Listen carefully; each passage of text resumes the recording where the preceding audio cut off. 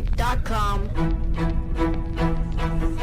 Welcome, travelers, to the fringes of reality, where the strange and mysterious meet, and the thin veil between fact and fiction is torn.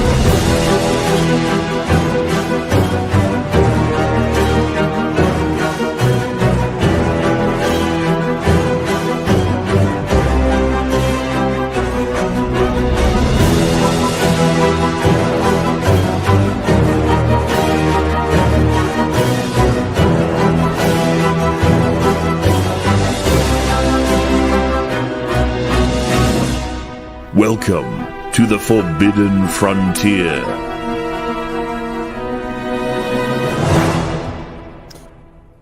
Greetings, everybody.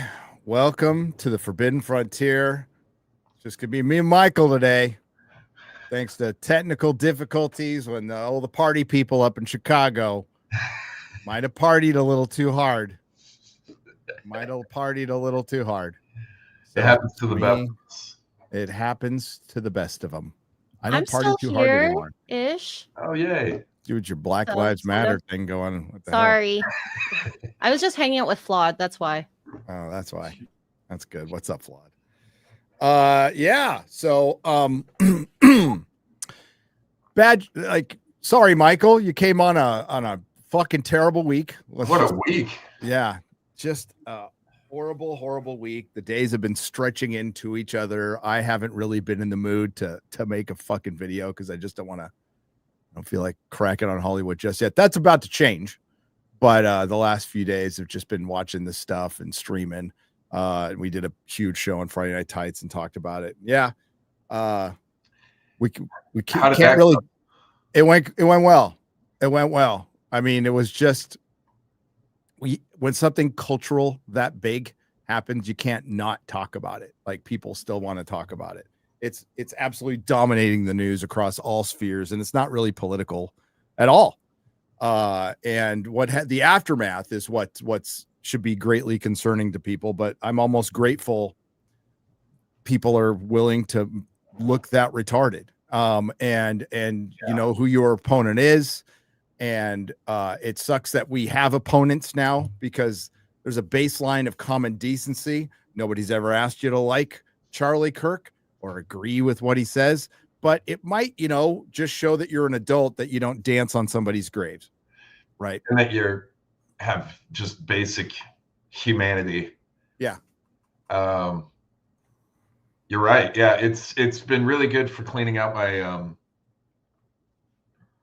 my friends lists from people that I don't know why I'm following or I'm friends with to begin with. That's kind of how it feels over the last several days with some of the posts that I've been seeing. But I've been seeing a lot of, we talked about this a little bit earlier today.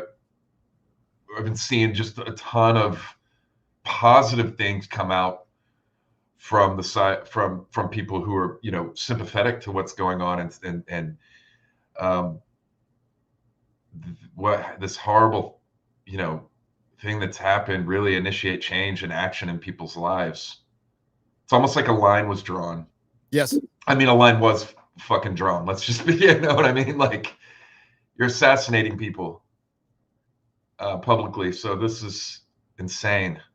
And and as we said, this is Charlie Kirk, a podcaster, a speaker. Yeah. He certainly has his political point of view, but he just debates. So he's not a person enacting any policy. Not right. That it's okay for that either, but this is a person who is just talking. And that's where it is. I think it's shaken everybody to the bone, and it should, because I don't think anybody's surprised it happened. It's been building up for years with the rhetoric from the progressive left. And I'm all about free speech, and you can say what you want, but we talked about it on Friday Night Tights. We've shaken off being called Nazis and bigots. But the whole point of that was to dehumanize people, was to other people. And now somebody has died for it. And the blood is on the mainstream media's hands, social media's hands. And even what I talk about, Hollywood has their share of the blame dividing this country and dehumanizing and demonizing half the country. What did Pedro Pascal tweet on the 2020 election? He called half of all of y'all Confederates and Nazis, and he got more jobs. And it's that attrition. Jobs. Yeah, we got all the jobs. Every job. So we can't let people forget this, and that's the consequence of whether it's most of it's disingenuous. It was because they being the uber progressive left didn't have an argument. All they had was hyperbole, right. and they've just run it, and they still are. Charlie Kirk's focus was on the heart of where all this starts, which is with the youth and in school, where a lot of these ideas and modes of thinking are being implemented. And he knew that's why his focus was on college campuses, because that's where people are being indoctrinated with this trash. And he was attacking it head on, unashamedly, and willing to speak out, again, unashamedly and publicly about things that basically boil down to basic morality, and how you're living your life. And that was the crux of his argument, based on spiritual, his faith in God. And we're seeing how much of an impact right now in the last few days, we're seeing how much of an impact he's had culturally with the response to his death. And I remember being, ages ago now, yeah, how easily influenced I was, thinking I was doing good things, but really, when you're that young, just not really having a freaking clue what you're talking about. And that's why it's so important to have these spaces where ideas can be debated, opposing thoughts can be, bantered back and forth, so that people who genuinely don't have a clue how the world works yet can be exposed to these different type of ideas and make their own opinions. And it seems that there's a side of the aisle that's very, very opposed to that, because it's dangerous to their ideology. Yeah, school is, where theoretically you're supposed to have those debates, and we don't. They're all captured now. Send unsolicited advice. Send your kid to trade school. They'll actually learn something that they'll need to do that won't be destroyed by AI, and their mind won't be destroyed by the woke mind virus that has completely captured all of our universities, including some like right in the heart of Utah, in the heart of freaking Mormonville. So and I didn't realize, it's been kind of surprising in a very positive way, the cultural impact he's had around the world. I didn't know that many people heard of Charlie Kirk, and there's so we can focus on that. And sure, they're the demons out there. There's the bad people. And like I said, it's good we know who they are now. And yeah, like Melissa has been pruning the friendship tree on Facebook. I don't go on Facebook, man. I don't ever go there. Yeah, she was telling me what was going on with old friends, and it's like COVID all over again, dude. Yeah. It's like, you rock and roll rebel. You're just a piece of shit. Okay. There you go. Thanks for letting me know. It's all good. Less shit we have to deal with. So, rest in peace. I think a lot of change is going to come out of this. The world will not be the same. This was a cultural hero being assassinated, and people can talk all they want about how he's not a martyr. Well, they don't get to decide that. You do. Reality does. And I'm pretty sure he's a martyr at this point. Candlelight vigils everywhere. A lot of people talking about worldwide too. What was that? Worldwide as well. Like I never anticipated the UK and South Korea to be like having vigils. Right. Spain. It's around the world. A lot of people talking about going to church today. Good. I think that's excellent. We just got to keep it going now. And I think it's clearer than ever because I think people thought it was winding down. Listen, I'm not going to blame you. I'm probably as guilty as this too, but after the cultural shift back November, I think a lot of people are like, we can take the foot off the brake now. We got ourselves a win. Yeah. Things are going to get better now. We can't take our foot off. I'm sorry, off the gas pedal, not brake, off the gas pedal. It was a win. It wasn't a victory. It was a win. The culture war is not over. It's just starting, and it's going to take your lifetime. Yeah, that's all. But if you care about the next generation, because this is a generational thing, we were talking on our phone call. All of our major institutions have been captured, and a lot of the people who are getting fired on Facebook. And listen, I fucking love these videos too. I've been watching them, and they've been my little white pill moment. All these MFers getting fired and losing their jobs. And I have no sympathy. How many of them are from fucking schools, work in hospitals, and it's like, holy, in government, it's like, yeah, we cannot let our foot off the gas pedal. Won't get dead. It's not dead. It got kicked in the balls, but it's not dead. And it's showing its ugly face. And I think a lot of people in the common sense sphere, I'm not saying right. Listen, people can say MAGA all they want, but MAGA has Democrats in it. RFK Jr., Tulsi Gabbard, that like there's a lot of people. Zachary Levi, a person like that, is going over to MAGA because of RFK Jr., Tulsi Gabbard. Like, this is what we need. This is common sense unity. And I saw that fracturing over the last 9 months. And hopefully this brings everybody together, because this is the fight for our future. And there is no new culture we can create. There is no other culture we can go find. There's our culture, and we need to take it back. Trump was a Democrat. Trump is not even that hardcore of a Republican. Okay. I mean, 20 years ago, this is a Democratic running platform that we have in office right now. Absolutely. They're all Democrats 20 years ago, but things have gone so far left that being a moderate now to them is considered far right extremism. It's the idea, if you're not with us, you're against us. That's so it. Yeah. True authoritarianism, true fascism, the word they love to roll out all the time. Yeah. It's captured by Marxist ideologies. Period.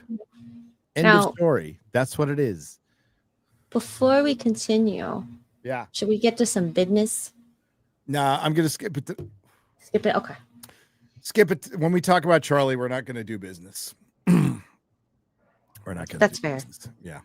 We'll go back to business next week, but now we're talking about Charlie.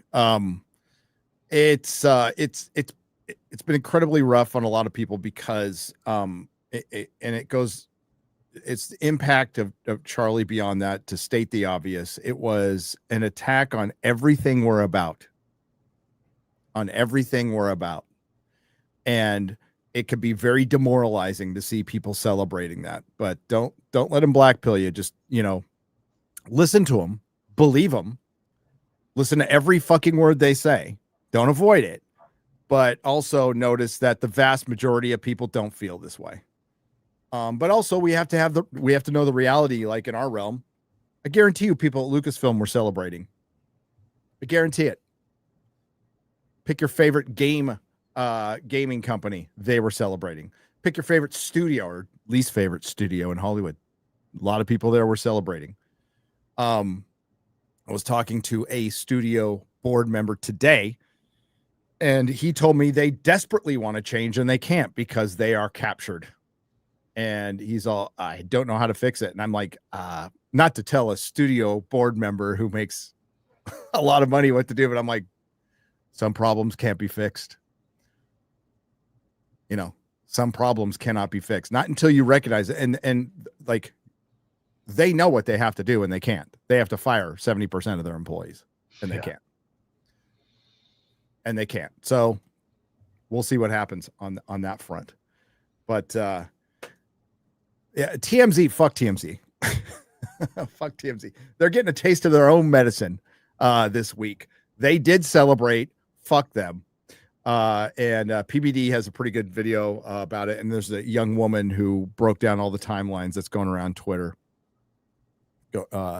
And hopefully she's getting plenty of credit because I think she's the first one I saw. Steph from My Nerdy Home tweeted it. Other news happened. And we're going to talk about some escapism stuff somewhat. Before the horrendous assassination of Charlie Kirk, of course, and then there's Irina, who was brutally murdered. And before that, Graham Linehan was arrested at an airport at gunpoint over jokes. But the guy who just celebrated, what's his name? Bob Villain instead of Dylan, Bob Villain, whatever, fucking twat. Nothing will happen to him when he flies back in the UK, but there was some other news. So I don't know if you heard, Michael, they went to a lake bed on Mars, and they might have found more evidence of microbial life, which is interesting, but it's basically the same information we got 30 years ago. Like, they're not sure, but dude, there was water there. There was microbial life. My take with anything coming out about space news is always just to, I don't know, man, take it with a grain of salt, because it's like, I already just don't believe anything that comes from government institutions in terms of like it being 100% of the facts and stuff. So it's a lot of times I'm not up to speed on some of the space stuff, because it could just literally be anything. This came from NASA. It came from NASA, but I don't believe shit from NASA.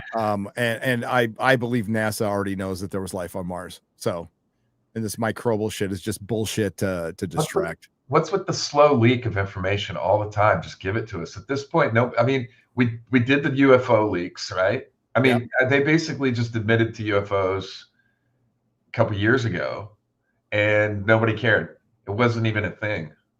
No. When they released all that information in it, and we're talking about it, and then the government was talking about it. So it's just like, nobody cares. So what's the slow roll here? Like, just tell everybody at this point. It's half of it is people don't believe it, which I don't blame them, and the other half of it is I'm, as with all misinformation, which is a term that the government uses against us, but it's something they invented. Is there's a kernel of truth in it. So I totally believe there's UFOs. But the constant hearings of, we need transparency, and saying the same shit over and over again for like 3 years is just boring at this point. The only good thing we got out of the UFO hearings, besides getting to look at Anna Paulina Luna for a couple hours, is that we got a video. We got a new video out, and it's pretty interesting. It's off the coast of Yemen. And I talked to somebody. It's a real video, so it's a real military. It's not some bullshit. This is a real thing. I got confirmation of that for sure. Let's go to. That's not it.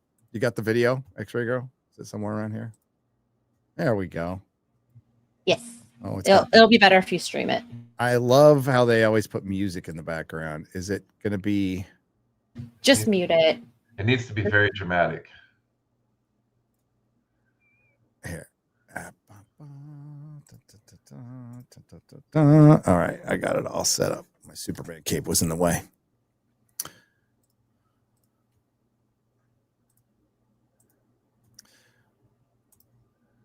All right.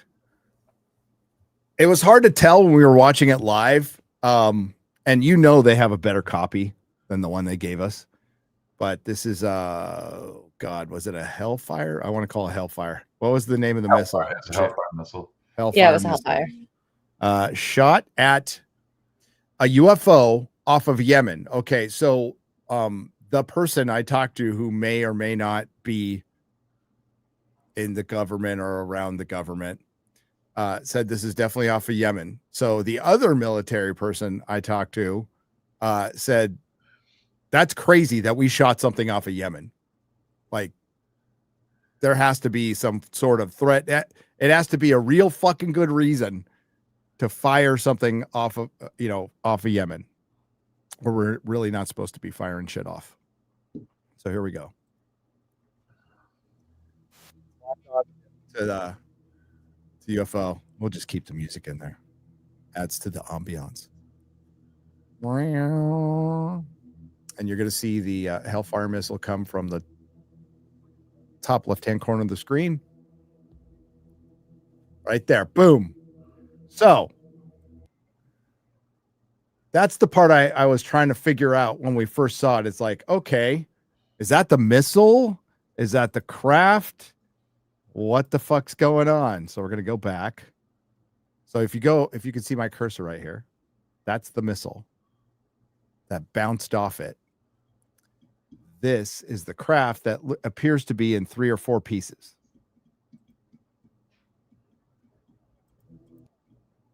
So there's the missile. Boom. So it bounced off it. Now maybe we have something a missile can bounce off. I don't fucking know.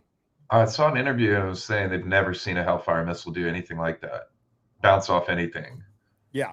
And every piece that fragments from the object maintains its trajectory. Which is wild. Which is fucking crazy. So again, this that's the missile right there. I don't know if you can see it. I'm like, you probably can't, but here we go. So it maintains trajectory. Kind of goes off screen a little bit. They lock in again, right? Zoom out, and there's that little fucker. It's still going. Oh, fuck that piece of shit. It's still going. So so they have to zoom out, and it's basically a cut. That's the only thing where I'm like, okay, well, I get you have to do that. There's the blink. And they zoom out again. There it is. And it's cooking. So I don't know if it put itself back together or if that remaining piece is still going. That's crazy. That is wild. Absolutely crazy. It didn't send it off course. It didn't change its trajectory. Not only that, but all the pieces stayed with it. So it did bump it off sideways a little bit, but those pieces stay with it as it moves to the side from the impact. And it just continues on its directional course. Look, as it drops down to the screen there, those 3 pieces that have come off stay with it. Yep. So I've seen plenty of UFO footage where it's just lights, but they separate from each other and then they go back together. It's not the first time I've seen this. So, and why not? Like, if you're that advanced, okay, if we're going to go, hey, this is a UFO from another civilization, either from another dimension below our oceans or from light years away in space. Well, why wouldn't they have a ship that can just put itself back together? Well, and the missile didn't even detonate. It was a direct impact, and it didn't even detonate. Nope. So how does that work? Is that possible? Shouldn't be. No. So I saw an interview earlier, and the guy was talking about how he's never the Hellfire. They've never seen a Hellfire missile do that. No. I meant to talk to somebody more about it, but then, Charlie Kirk happened. So, yep. So it's like there's that one big piece, and then there's 3 pieces behind it, and they're still kind of motoring with it, not falling down. So, oh, that's interesting. If it blinked back, and I saw those pieces again. Hang on. There they are. So there's 1, 2, 3, I think 4, 5 pieces. Boom.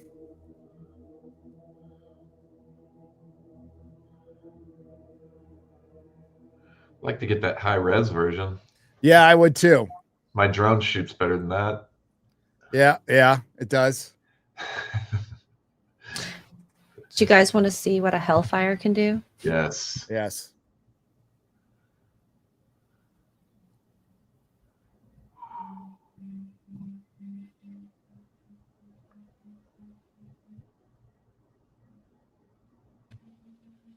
It didn't bounce off. Happen.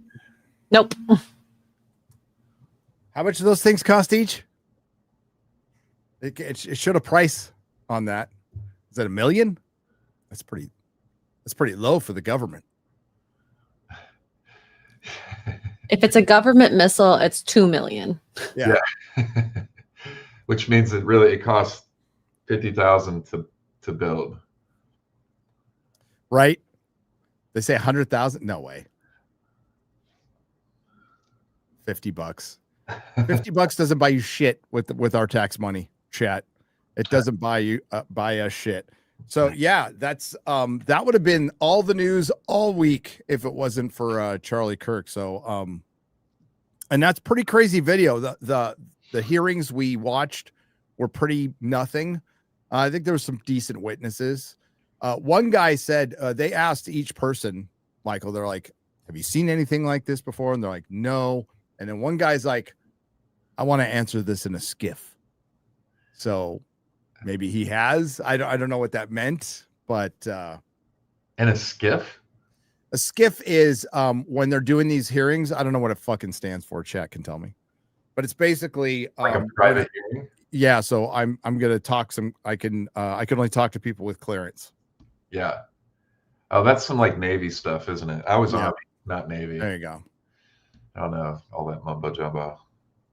All that mumbo jumbo. I was a grunt, so we just point and shoot. It stands for Sensitive Compartmented Information Facility, an enclosed area within a building used to process sensitive information. So there's no data leaks or unauthorized access or electronic surveillance. Whatever. It's to keep shit from the public. That we're all infiltrated by lizard people. And androids. And androids. And clones. Apparently, it's lizard people, androids, and clones. And then there's like 10 of us wandering around through the world. Right. Around all the, yeah. That's some David Icke shit. David Icke. Good old David Icke. Yeah. Doesn't get along with anybody. I was just about to say that. You don't like anybody. He doesn't like anybody. That's so funny. Oh my God. Like, yeah, seeing him argue with Alex Jones when Alex Jones is too mainstream for David Icke. It's so funny. I live in the same town as Alex Jones. I've seen him over the years out in the streets before. You seen Alex Jones in the wild? I've seen him in the wild. Yeah. Yeah. He's wild, man. He is wild. Yeah, he is. Yeah, no, I think I haven't looked up the latest 3i Atlas news, chat. I'm a little behind on it. I'll probably get caught up on that next week.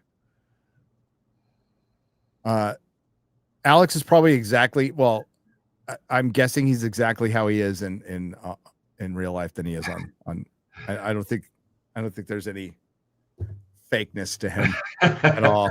A lot of intensity. Can you imagine going to a dinner together, like a proper dinner with Alex Jones? I doubt he touches his food. I doubt it. You're just like eating. You're like, oh yeah. He's just like keeps talking, and his like food gets cold. Yeah, gay frogs. Okay. Gay frogs. We just lost X-Ray Girl. Hey, we got Egypt coming up. You and I. Oh yeah. And the gang. And then that's going to be followed up by Scottsdale. Yes. You guys excited for Egypt or what? I am very excited for Egypt. Yeah, that's coming up quick. We're just almost exactly 2 months away. And yeah, it's going to be fun. We've been doing these tours, and that one's sold out quick in like a month. We had to increase the space on it, and then that sold out, and we added more spots, and then that sold out. So it's going to be the biggest group that we've done, 40 people. And then, yeah, Scottsdale in December. So that's going to be great. I am so happy with the lineup for Scottsdale. So that's going to be an amazing event. That is live. You can get tickets now to come see all these amazing people. Look at that guy right there, number 2 with the glasses. That's fucking crazy, dude. That makes no sense. He's speaking. Who doesn't belong here? That guy. And what a lineup. Jimmy utilized his resources and got some of these big names on the ticket, and partnered with Robert Dakota from Worldviews Media, who has been working with Graham for years doing conferences and stuff. And after the Sedona conference, wanted to ride the wave of all the all the motivation and people just coming out and supporting. Dude, that Sedona conference was amazing. I'm so glad you guys made it. It was a blast. That was a crazy weekend. Going from the meetup, the Vegas meetup to that, and then getting to drive through. Like, one of my favorite parts was driving from Vegas to Sedona. It was freaking awesome. We were driving through some snow and in the desert. It was great. Graham went for hours and hours. Guy's a machine. Hours, dude. I don't know how he did it. Then he hung out with everybody after he spoke for like 9 hours. Yeah. He's a beast. I went up on stage for like an hour maybe and socialized with people, and then I went back to my room and slept for like 4 hours because I was overwhelmed. Yeah. And this dude did it for 3 days. Graham is a machine. I've never seen anybody like go harder than him. He's just constantly traveling, doing stuff like this. He's working on his book right now. I can't wait. So many things going on. Yeah, he's been grinding on that. I can't wait to hear what it's about. I can't wait. Oh, man. I put a little pressure on him on our interview when we sat down together. And I was like, you want to tell me what the book's about? He's like, no. Good. Hey, it'll be done before wins a winner. I know that. Yeah, exactly. We'll go over the book. I mean, we haven't had a Graham Hancock book come out since the show's come out, so maybe we'll just go over it. That'll be fun. But yeah, dude. So here, I'm gonna put this back up real quick because we got AJ from the Y Files. We got Jimmy Corsetti. We got David Hatcher Childress, who's like a hero of mine, by the way. Hugh Newman. We got William Henry, who you recognize from Ancient Aliens. Michael Button, his fucking channel's amazing. I've been burning through his videos. Such a stud. Fucking Dan.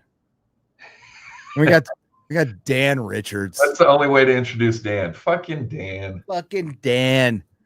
Dan's hilarious. JJ Ainsworth, which is funny. Did I tell you the story? No. So we're at Cosmic Summit, and I'm the weird baby people show up. Yeah, and like we're all like kind of shocked. For one, sorry if you've heard it before, but we're like, we're supposed to be the weird ones, and we were the fucking normal ones. They're like, we're just talking about Atlantis and shit, and so I walk through the crowd, and somebody's behind me. It was JJ, right? And we both go in the elevator together, and then when the door closed, we're like, what the fuck was that? What's that? So Nikiana Jones kept sending me pictures over the weekend because I was supposed to be there, and I had everything happen with my little dude, and I had to miss the conference, unfortunately. But she was filling me in and sending me pictures of all these babies, and and some of them were wild. They were like elf babies and animal babies, half baby, half animal Dude, babies. they look from a distance real. They look like, so you're like, they look real, but it's like the reality uncanny valley trap. Yeah. So you're like, something's off about this. Yeah. This is really wrong. Yeah, It's fucking weird. creepy. Somebody sent me one. No. Somebody sent me one. Yeah, we're Why gonna is turn that that into a not little. in your screen here? It should be in the background. Maybe I'll suspend it from behind me. There you go. Yeah, well, but yeah, good group of people. Thanks for putting it, help put together, dude. You've been you just got back from what, Guatemala? Guatemala. Yeah. Good little getaway. Went to Calls, hanging out with a friend, Megan Gibson, from Prehistoric Paradox. She's working with Danny Hillman out in Indonesia. She's out there right now, and they're getting a bunch of stuff going for research on Gunung Padang. And got away to Guatemala for a bit, checked out Tikal, flew into El Mirador. And this might be a good segue, because down there, something that's really different about South America and Central America and these sites is the they'll openly show you and talk to you about what's a replica, what's been reconstructed. And that was very clearly on display down there. They're rebuilding temples and stuff. And it's, I don't agree with everything the way it's done, but at least they're honest about things down there, and they show you. They don't have any problem showing you how they do all this. And it's not archaeologists or anybody like specialized. It's modern day laborers and construction crews rebuilding these sites, which, was just another kind of piece of the puzzle from the video I put out a few months ago on that Archaeology Exposed, from just my experiences traveling around the world for the last 10 years to hundreds and hundreds of sites. And obviously, touching on the Göbekli Tepe controversy, from Jimmy and I going over there and documenting some of that stuff that's going on. There's two main places that really stand out as kind of protectors of information, or guarders or gatekeepers of information, and that's Egypt and Turkey, where you kind of have these real problems of like gatekeeping information and about how things are being handled, where a lot of other places are really open and transparent about that. So in Guatemala, I was able to see exactly what they're doing. They're mixing concrete right next to the temple and then rebuilding it with concrete blocks and stuff, and redoing the entire surface. So most of these places, these sites that you go to, are completely reconstructed. There isn't anything original on the exterior that you're seeing. So when you go to Teotihuacan or Chichen Itza and stuff, none of the exterior that you're seeing is original. And I don't think people realize that. There's places that I've been to, like in Egypt, for example, where you have people having full-on spiritual moments, crying and getting emotional and doing woo-woo stuff in front of something that I know is just a concrete replica. But those things aren't labeled in a lot of different places. And in a lot of places in South America and Central America, they are labeled clearly, like this is a replica. And it might not even be an accurate one. Yeah. A lot of it is just open to interpretation, because these pieces are broken when they find them, or, turned to rubble. So that's why it's important to just go to the places where they haven't fucked around with too much, like Pumapunku. That's just, they just laid the blocks out for the most part. Like they can't make shit out of that. So right, I guess that's good. This is why I've always primarily focused on megalithic sites, because you know what you're looking at. But even portions, when we went to Peru together, you remember how just impressive Sacsayhuaman was? Mm-hmm. I don't want to mess anything up for you, but there are portions of that have been rebuilt on the top of the largest blocks that have been rebuilt. Some of the smaller pieces. Now, the cool thing about Sacsayhuaman is these major pieces and huge parts of the wall. That's all original, but there are parts that have been reconstructed and are not original. But when you go to these megalithic sites, you, for the most part, know what you're looking at and what you're getting. This is all original, which is not so much the case with some of these smaller, like pyramids and temples and Mexico, Belize, Guatemala, and all the way down into South American stuff. You know, when you start getting into the megalithic construction, you at least know that you're looking at something original. Yep. And I don't know how it muddies the water, you know, and you almost have to just go to places that are really hard to get to, you know. It's my favorite thing to do, anyways. So yep. Yeah, trekking out in the jungle and places that'll never get turned into tourist traps just because they're too impossible to get to. But that's going to be the whole point, you know. And there's still plenty of places like that out there. I mean, that's where Graham was so ahead of everybody, is he just found these places and went there. Yeah. And when nobody was just bothering to go, because it was a pain in the ass. Which is amazing because, you know, when he started doing all that, there wasn't the internet and there wasn't. No. So figuring that out, the amount of work that it would have taken to figure out where these places were without even having anything. Dude, no GPS. How did he find? It's not like a Thomas Brothers in Indonesia is going to work, you know? Yeah. So it's wild, you know, like I have the privilege of being able to like see something or know that something's there and be like, I'm going there, or like Google Earth and to go track down something. And there's a lot of people doing that now, which is really cool. Another good person, who's all about that is Will, who's on our Scottsdale ticket for the conference. He'll be speaking there. I can't wait to see his speech, because he's out there doing that as well, which is amazing. So yeah, it's crazy. And that sucks that some of these places we're going, at least you're seeing the replica, but you know, down in Mexico, what you were just talking about, we have no idea if that's what it looked like or not.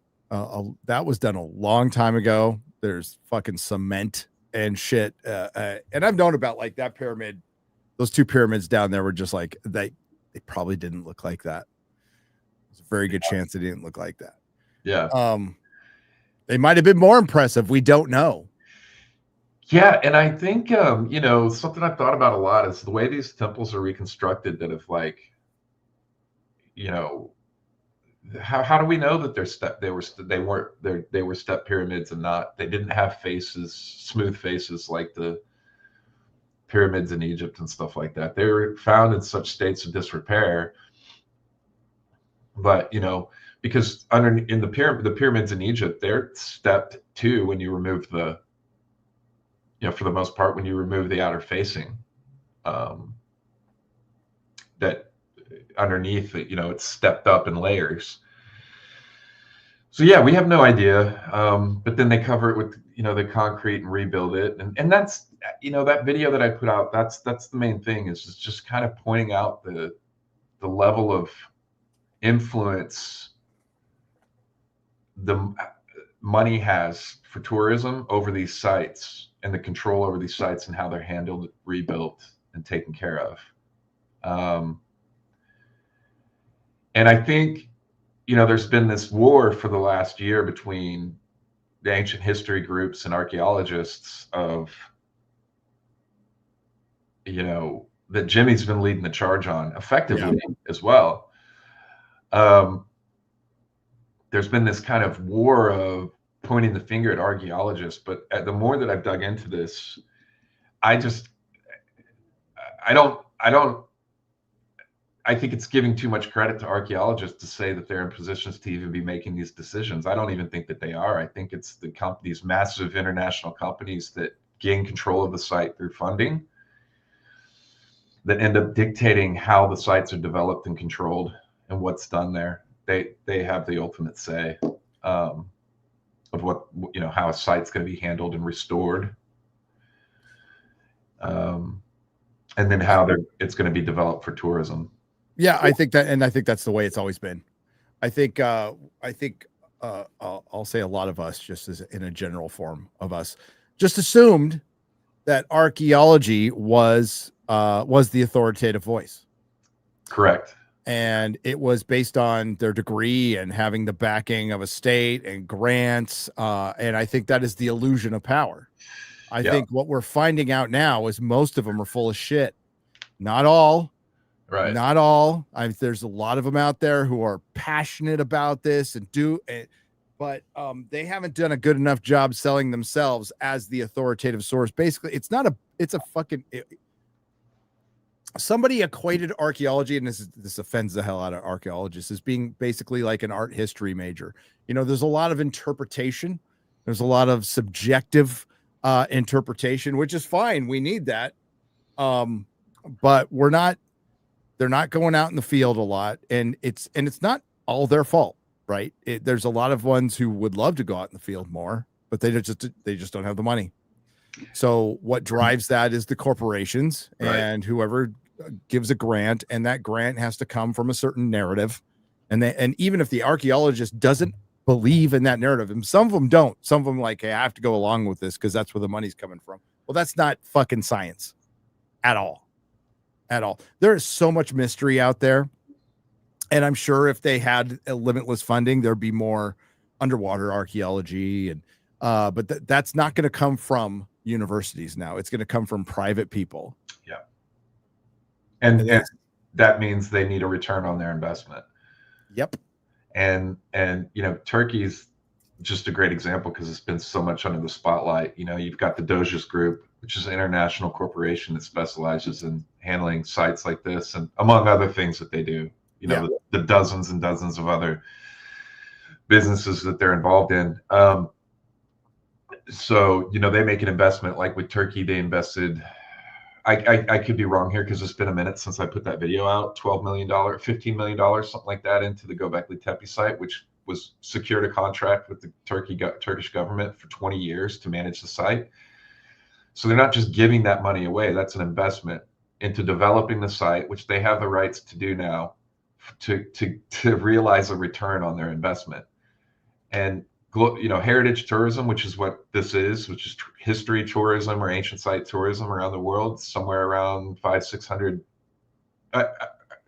or what is it, 5? It's a lot of money, and it's going to be getting into the trillions in less than 10 years. So this is a growing market, a huge growing market, and of going to visit these sites. And so, yeah, you know, I think the big mistake here is, like you just mentioned a minute ago, is we all assume that the people that are in charge are the ones that we would think would be in charge, which are the archaeologists. But I don't think that that's even the case anymore. If you look at, and there's a great example of in real time what's going on with the kind of battling back and forth between Jimmy and Dr. Lee Clare out at the site at Göbekli Tepe, who's running the site. You know, if you just pay attention to his comments and posts and how he's putting information out, it seems very curated in terms of like making sure that he's not saying anything that might piss somebody off. Mm-hmm. And not somebody in our realm or sphere, but somebody in the Turkish government. Yep.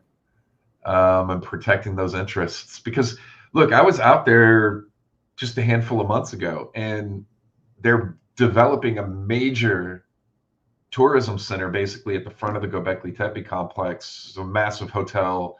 It's going to be like a spa and resort type thing, which will be, you fly into Sanliurfa, stay there, and it's a jump off point to places like Göbekli Tepe, Karahan Tepe, Cyberge, the Sanliurfa Museum, and all these different sites. There's dozens of sites out there, and they're going to be developing all of them. And so they're building the infrastructure for that tourism for like 4 or 5 star resort stays there right on the site of Göbekli Tepe. So, you know, the money talks. I don't really need to listen to what they're saying. All I have to do is look at the actions that are happening, and the actions clearly indicate the direction that they're heading. Yep. Sorry, I heard a noise. And those actions, fuck, I don't want to get you in trouble. I just Go ahead. It's listen. fine. I don't trust fucking any of it. I just don't. I mean, it's bad to have you know. I just saw somebody talk about Flint Dibble. It's bad enough academia is like, but now we have to, and this is why you guys are bringing it up, because I know you've gotten some clapback over bringing it's like whatever they're developing Göbekli Tepe, they're bringing it to the masses. It's like no, they're going to be. It's like we're fighting to keep this for the public, right? And what we have is competing agendas coming in, and neither of them are going to be good.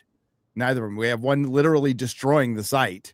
Yeah. And then we have academia just trying to destroy or control the flow of information. And what gets lost is the truth in all of this shit. Right. So that's the bummer. And here's, I think, let me try to give it my best here. I think this is the thing. So like guys like myself, Jimmy, and different people that have been really kind of pushing on this.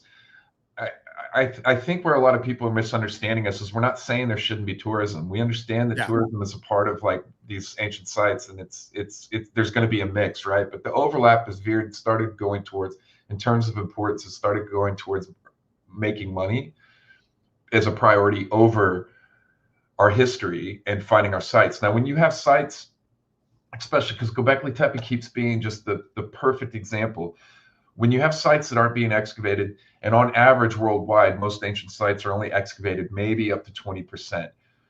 So here's the issue that I have is what we're talking about is our understanding of our history is pretty much basically operates within that percentage margin. So if we only on average ever excavate at most up to 20%, that means our entire understanding, especially of ancient history, we're extrapolating from maybe 20% of our understanding of what these sites might have to tell us. And that's the real issue, is we're saying we're not getting the whole truth. Mm-hmm. And because once you guys have the big pillars are, excavated and the main portion of the site, it's like all the rest of the work just stops. Yeah. Now you have a tourist attraction. Uh-huh. So it's like, and now everything just slows to a crawl or completely stops in terms of excavation. They've installed the roof, they've installed the walkways, they've installed the road that goes up there. They have the visitor and gift shop centers. Now they're going to have a hotel and resort. Why would the company invest more money at that point into developing the site or doing excavations, other than, if at all, very minimally, when they're pulling in tens of millions of dollars now every year, with the payout of like for having a staff up there run the site that costs them a fraction of their earnings. So it's like, it's just, they're based, at a certain point, you're printing money on these sites. And so it's just, I think that's where the frustration comes. We know that there needs to be an overlap. Ancient history tourism isn't something new to our time. This has been going on for thousands of years. Yep. People have toured around the world and seen things for thousands of years. But it's the way it's being done now that's the real problem and the issue. And the assumption that we have, like we were talking about earlier, with the people that you would think would be in charge, being the archaeologists and people that are knowledgeable of everything, it doesn't look like they're actually the ones in charge making the decisions that are in the best interest of these sites and our collective history. So that's the problem. No, because maybe just a few feet away, if they dug a little more, there's like a Göbekli Tepe fucking Rosetta Stone.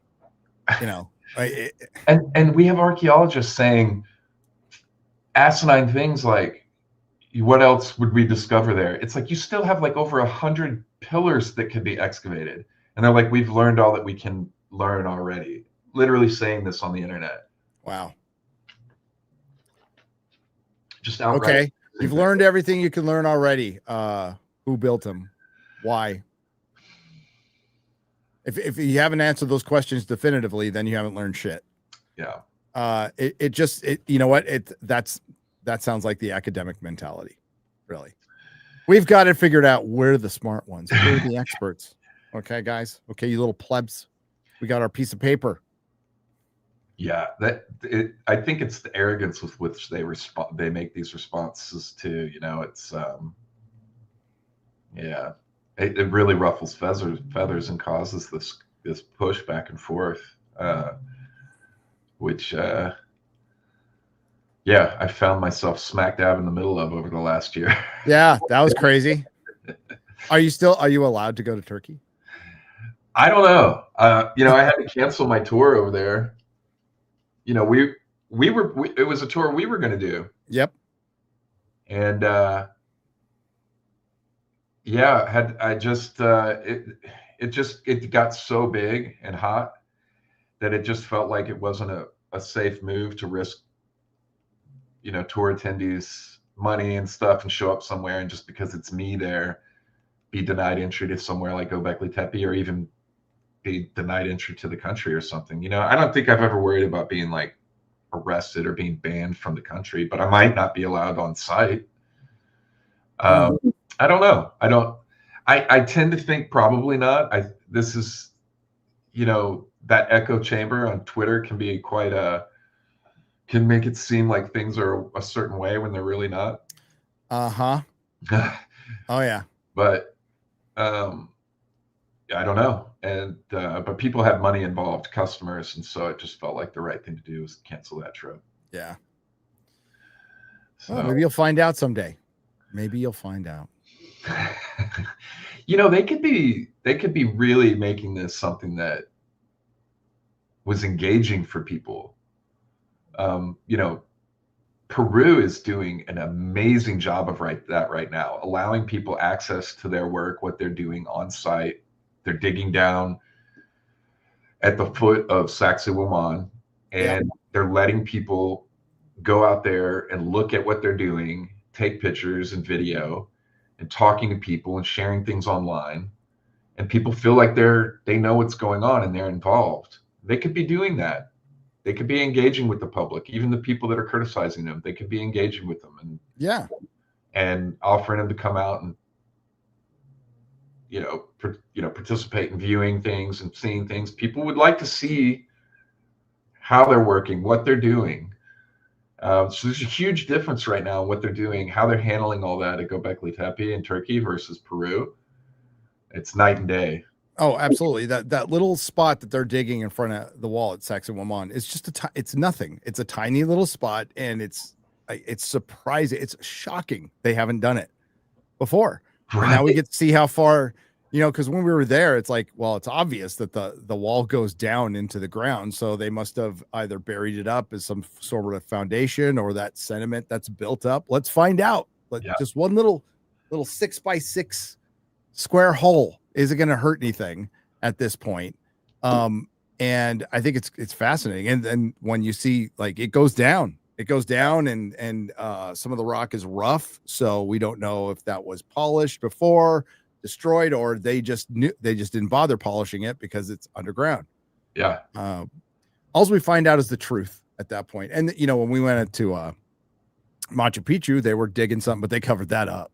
They did cover that one up. That's funny. I was about to mention that. But I talked to one of the guides there while we were out there, and he said it was because people were filming and then posting videos on YouTube and saying whatever, and so they felt like they needed to cover it up. But that's one of those other examples where it's just like what are you covering up? Why?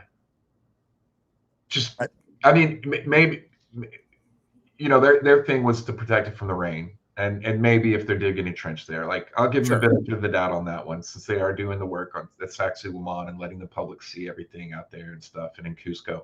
But is that necessary? Why keep it from the public and later? I mean, it generally is to control the narrative about what's coming out, right? Yeah. So,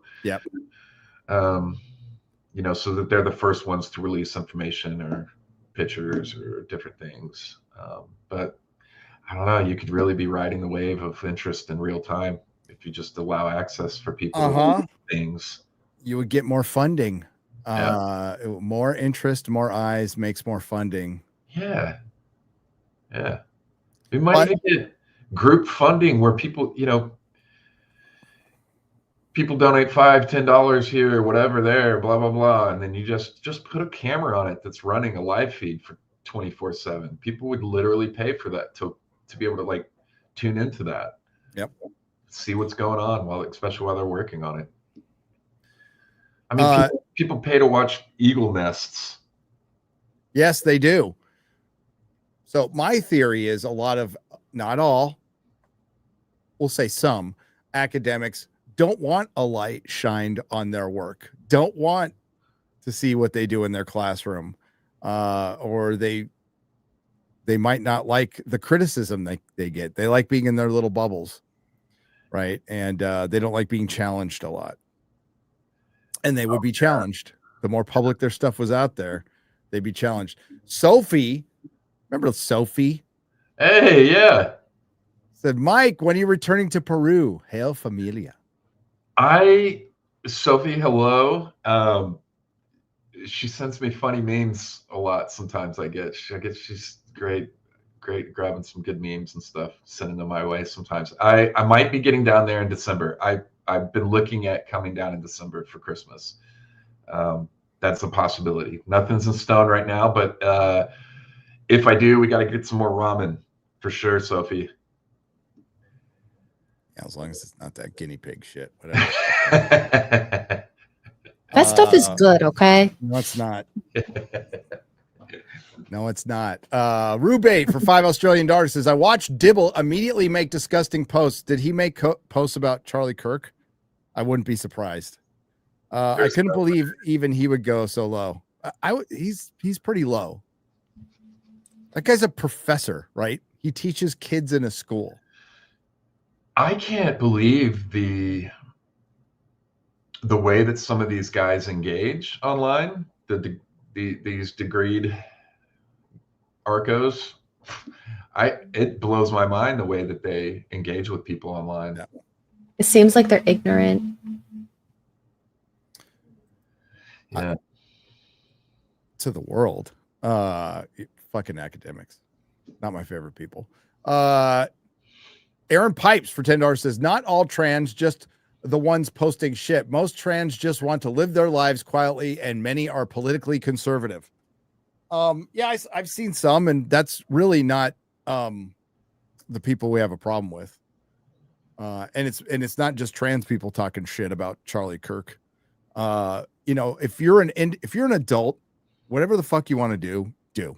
I will fight for your right to do that too. I don't care. As an adult, as somebody over 18, you want to do whatever you want to do to your body. I respect it. I don't care. It doesn't bother me. It doesn't affect me in any way, shape, or form. I saw one on Twitter the other day just going, hey, I'm trans, I'm happy, but I don't fuck with pronouns. Here's the name I want you to call me, but you can keep your pronouns. I don't give a fuck about any of this other stuff, and I'm not down with it. We need to hear more of that. I've told this story before, but in prison, back when we were separated by race, when some knucklehead in another group, in another race of people was starting to cause trouble within all the races, what they would do is they would go to what was either the leader or the tank captain and go, get your guy in check or we will. That's kind of what needs to be happening. That's what needs to be happening. But for the individual, I feel bad because a lot of your identities have been co-opted into political sex, and not sex, S-E-X, sex, that are basically have a Marxist foundation, and they're using your identity to do it, which is fucked up, but it's a reality. Because then you get conflated into that political nonsense when you just made an individual decision or you're born a certain way. Southeastern Kaiju for $5. I'm old enough to remember when Dems used Trump's apprentice line, you're fired, towards warmonger W before the 2004 election. It's ironic. I remember those days. Aaron Pipes again says, not just trans, but everybody, person advocating Charlie, needs, or I think advocating going after his death needs to go. Yes. You should Google what a hellfire does to a tank. We did, Matthew. We did. X-Ray Girl showed it. I think you're seeing parts of a missile caught up in the gravity field of the craft. Maybe when I first thought that's what I thought it was. The craft is undamaged and it's pulling the missile pieces along. So maybe what we saw is just a piece of the missile bounce off, and you're saying other pieces might have been. That's crazy. That's fucking nuts. That's just as nuts as the craft breaking up and staying together. But that actually makes it makes a lot of sense. Yeah. Yeah. Yeah. Buster Nut Smash. Thank you. Jeff up north. Buster Nut Smash. He's been around for a long time. Jeff up north. What's up, brother? Has gifted 5 Nerdrotic Live memberships. Hail, Jeff up north. Jeff's coming with us to Egypt. Yes, he is. Can you schedule another trip to Egypt? Wanted to go, but had a conflict. Maybe. I mean, like, I'm sure we can do one in the future. For sure, Aaron. For sure. Yeah, Egypt's a big trip. I see Egypt's a tour that's done every year, and whoever's doing them always has huge groups. So, yeah. Yeah. And the bigger the group, the better, right? Safety in numbers. And I know what it's like traveling to foreign countries, and when you get off the beaten path, and I know what it's, there's a lot of like, you've been to Mexico, right, Michael? Been to Mexico? Yes. Yeah, a lot. So chicle. Yeah. Well, and Egypt's is intense, and it's one of the only countries that I recommend having a guide with you if you're traveling solo, because it can be pretty intense in parts of the country, even on the sites and the locations of, like, you'll get grabbed, touched. I had kids follow me around just going, money. Oh my God. Well, I mean, get to the point. I respect that. Yeah, for blocks. But if you give them any money, now you have a permanent sidekick on your trip through Egypt. Yep. You got a short round. You got no time for love, Dr. Collins. The Dead Man for $4.99 says, I have a BA in history, and there is interpretation involved. Okay, so that was 2 separate words. Interpretation involved, but you have to back it up with primary sources. Yes. But sometimes they don't have that. What's the dibbler? The dibbler is into grain, right? That's his specialty, is grain or some shit like that. Seeds, I think. Fucking sounds boring as fuck. But however you can get your gig going. Yes. I mean, even when you make a Dead Man, when you make a YouTube video and you're talking shit about Hollywood, you have to back it up with sources, or at least show, like, if I state some sort of fact, I try to throw up a headline like, where did I find this? When I can. Single Cell Organism has 2 super stickers for $5. Thank you, Single Cell Organism. And GS Squared is a new member. Welcome. Well, we're gonna have a shorter show because we had 2 less people talking. There's some more rants in a Streamlab. Read them for me. Bigfoot on the Streamlab side for $20 says, R.I.P. Dr. Jeff Meldrum. You will be missed. I don't know who that is. Who is Dr. Jeff Meldrum? Hang on. Let me find out.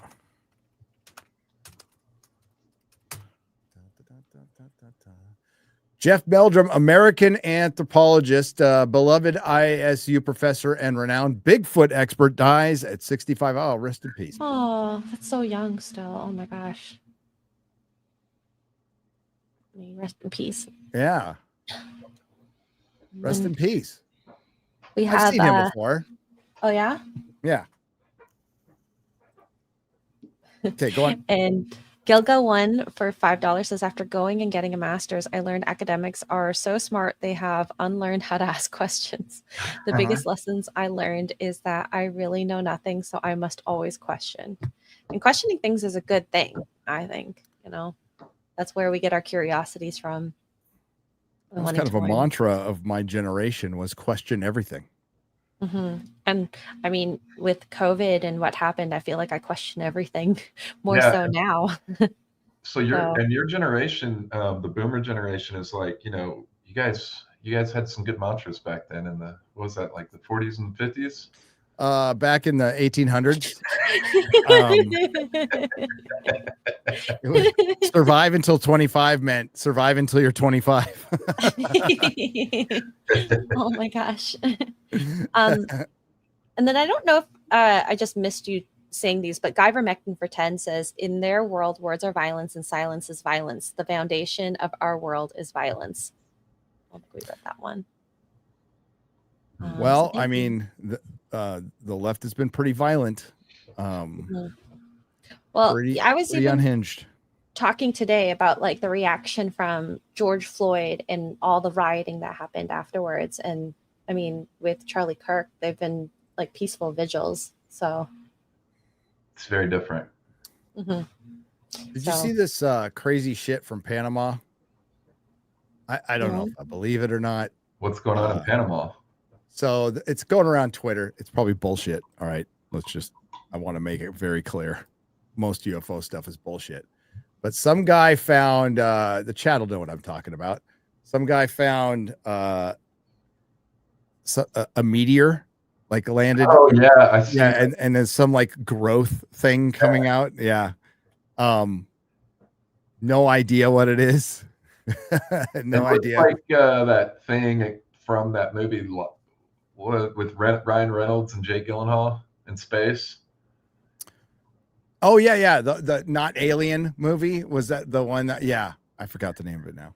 Or like, it's just something that's, I don't know. It's weird. I mean, the thing that kind of got me was his camera shots. He's moving the camera, and he goes and shows his dogs, and then goes back to it. So it's all in one shot. And then the other one, he's walking in from his car into his house, and then opens that safe and puts the light on it. So it was like these continuous shots. So it wasn't like edits. So I was kind of confused, like how, if it was fake, how they pulled that off. So that's the first version of it, but it gets to the point where it's as big as like fitting in a safe. His like later posts. Oh my God. So it starts moving.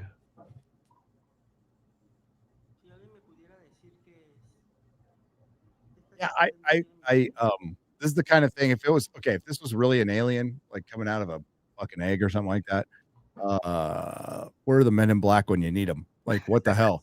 This is the kind of thing, if this is a real alien, which probably isn't, I wouldn't be fucking with this at all. This is the kind of stuff that leads to zombie apocalypse. Has nobody seen a movie? Or this is how you get superpowers and venom symbiote. One or the other. Could be a symbiote. Would you touch it? No. No, I don't. Michael sounds like he would. I don't know. No. I mean, that's a high risk game. Superpowers versus death. Really rolling the dice on that one. Really are. There's a better one where it's grown to like really big. Like fist size? Yeah. Let's see if I can find it. That's insane. Oh my gosh. My feed is all fucking nuts right now. I used to be pretty good with this past week ruined it all. It did. Here, I'll just search UFO Twitter. Maybe it's on there. While you're searching that, I'll read a couple here. We got BK for $2 says, you can thank Obama. He's unleashed all of this. Yep. And then Bushka Blue, member for 9 months. Thank you for being a traveler, Bushka. Andrew Matthews for 2 British pounds. How fit do you have to be on these trips? That's a good question. It depends on the trip. Egypt is super easy to do. Super easy. So we have people from in their 20s all the way up into their 70s joining these trips, including Peru. Peru is a more intense trip because you're at altitude, and then you do have hiking. So we did have some people that had to kind of like take it easy on parts of the tour during Peru. There were portions that they had to skip if they were older. Egypt, no problem at all. All these sites you can just walk right up to. There's no like elevation you have to worry about, or any kind of like major hikes or anything. So it really just depends on where the tour is going. But usually the tours that we've been doing which I think you guys have linked in the video. You guys could check that out, and it'll show you the activity level for the tours. But Egypt's not a big one. There's another one I'm putting together right now that should be releasing here probably in less than a month, by next month, hopefully. Do you want me to share that one? Yeah. That one will be in February. That one's going to be one of the more intense ones. So this trip right here is limited in space, and it's also going to be a bit more intense because we're actually going to be going out into the jungles, into the Amazon and stuff like that. Oh, that's so cool. We're going to be checking out, there's a wall of pictographs, and it's out in the jungle. They've discovered dolmens down there. We're going to be looking at those. Me and Will, my buddy from Incredible History, who's also speaking at the conference in Scottsdale. One of the coolest museums apparently in the entire world, the Gold Museum in Bogota, I believe. This trip would be more intense. And then the trip that I'm hopefully releasing in the next 2 to 4 weeks, that one's going to be no problem, super easy. So most of these trips, like I said, just go check them out, and then you can see the activity level there in the description of the tour. It'll break all that stuff down for you. But this is going to be a fun one. You can jump on this one right now. Set it at a great price, and it's going to be one of those experiences if you're a little bit more on the adventurous side that don't usually get offered for tours. This is put together. We'll put this custom trip together for Colombia down there in February. It's going to be a great time to go down there. Weather will be great, and going to see some really cool stuff that most people never get to see or visit because it's a little out there. Very cool. Excellent. Okay, here we go. We got. Is this it? Yeah, this is the bigger one. That's Oh one. my It's one even God. bigger than this too, though. It gets Oh my God. Oh, that's so weird. Oh my gosh. That looks like something you'd get served in somewhere in Asia Oh my God, the thing is going to eat the dogs. for dinner.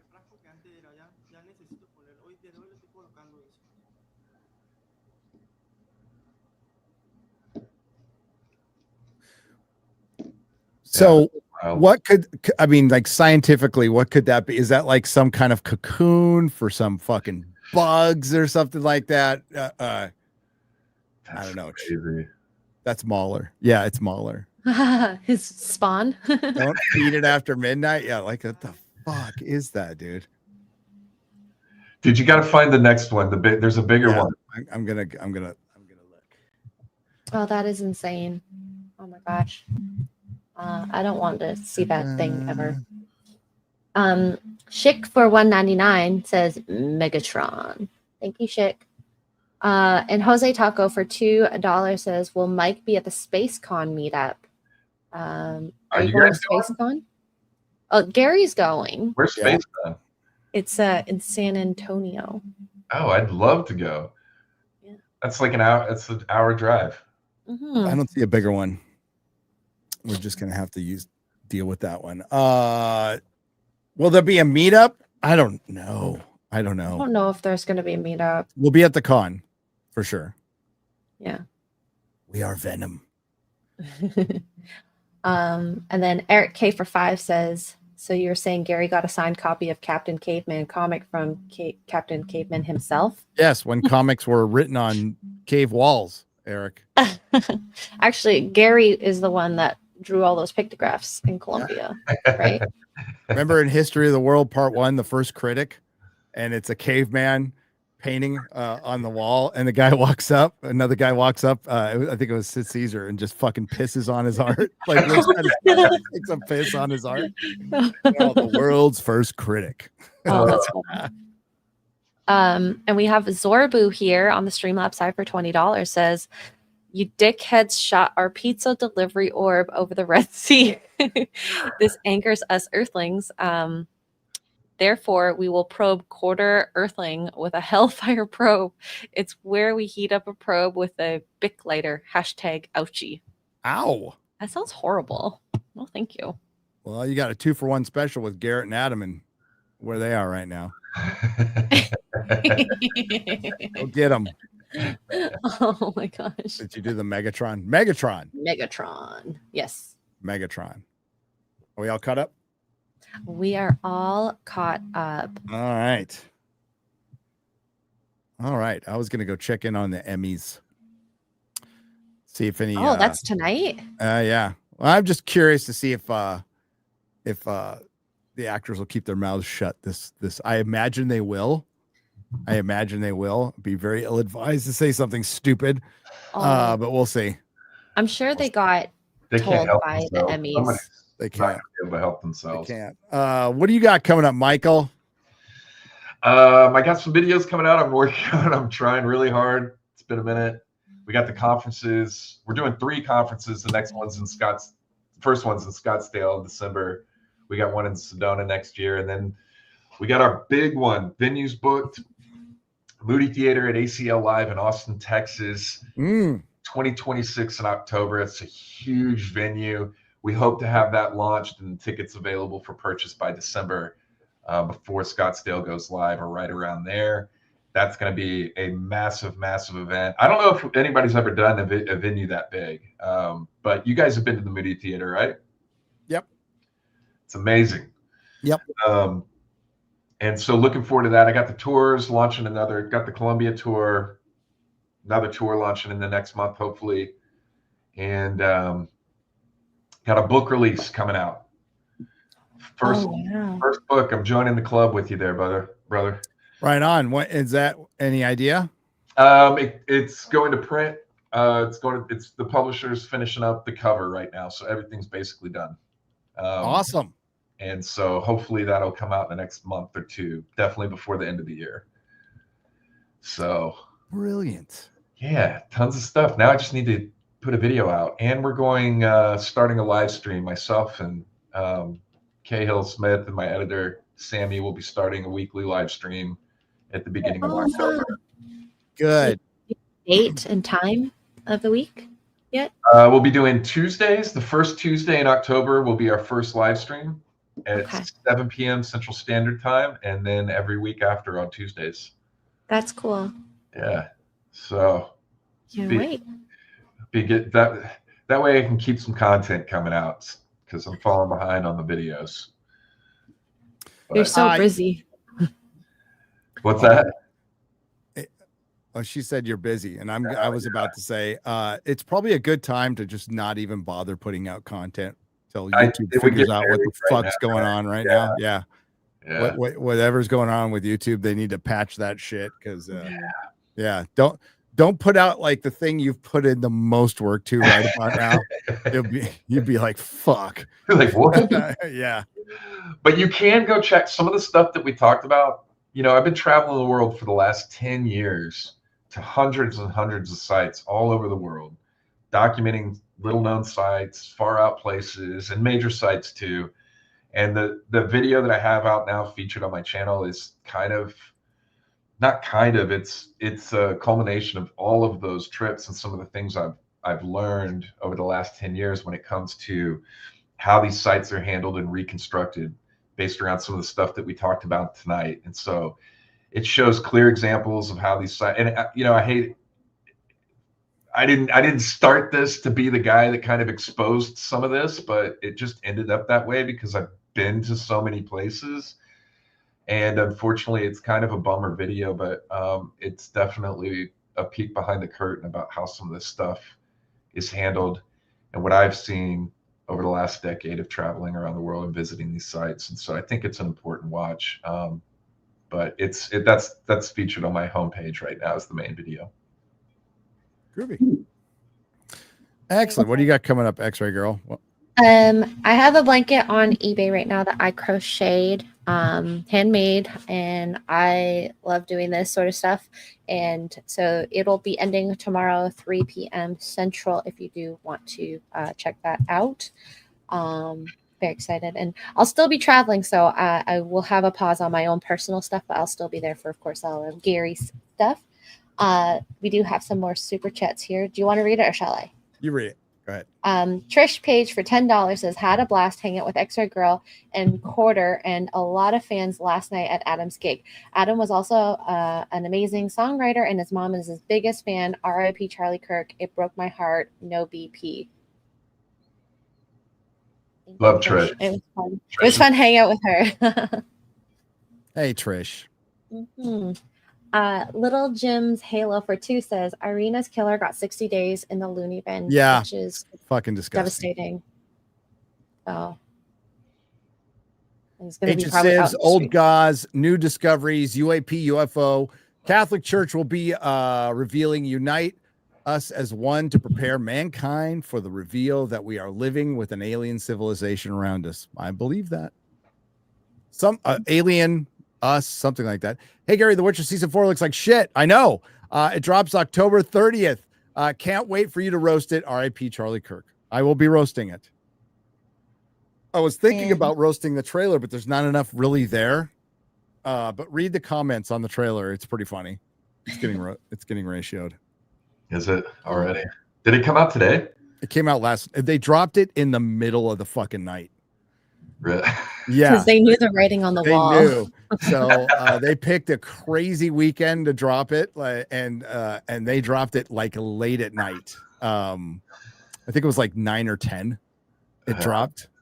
And I was like, what the hell? And it's just a clip and it looks terrible. They just got to get it out. They just got to get the season out. Well, they haven't promoted, like in all of Netflix's promotions, they've talked about everything. They've talked about shows that are coming out next year. They didn't talk about The Witcher at all.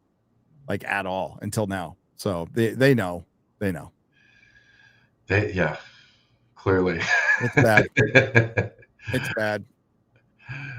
Yeah. So, yeah, back to business. It's been, I'm exhausted, dude. I haven't slept very well. I mean, it's not all Charlie Kirk. I got an injury I'm dealing with right now that is brutal, but, did you pick up a box or something, or just sleep wrong? That's all it takes anymore. That's literally, I don't know. I'm pretty sure I slept on it wrong or something. But I tore my rotator cuff. Oh, completely. So it's fucking brutal. So like sleeping does suck. Like I'll be fine until I roll over and it's like, fuck, so I've been dealing with that. We'll be back on the content train. Like I said earlier, I haven't really felt like fucking making a video. I'm not in the mood. But we did we had something we were putting together before the Charlie Kirk thing happened. I just delayed it a few days. It'll be out tomorrow. And it's a super cut of basically chronicling the demise of the last 4 years of woke Hollywood. Basically all our Hollywood videos. I've got some new material in there as well, and that'll be out tomorrow at some point. It's 3 hours long. So you got an extra 3 hours. But a lot of people new to the channel probably haven't seen a lot of that stuff. So, and then we'll be back to it. Everybody will be back home and we'll get, but certainly things aren't the same. No.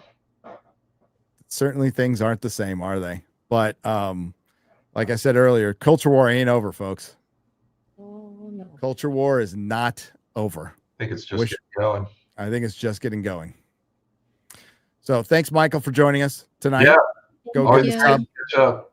Give him a follow, Wandering Wolf and X-Ray Girl and those two knuckleheads who couldn't make it on the show tonight. That's we'll my fault. I apologize. We'll see. It's nobody's fault. We'll see you next week. Bye. Bye-bye.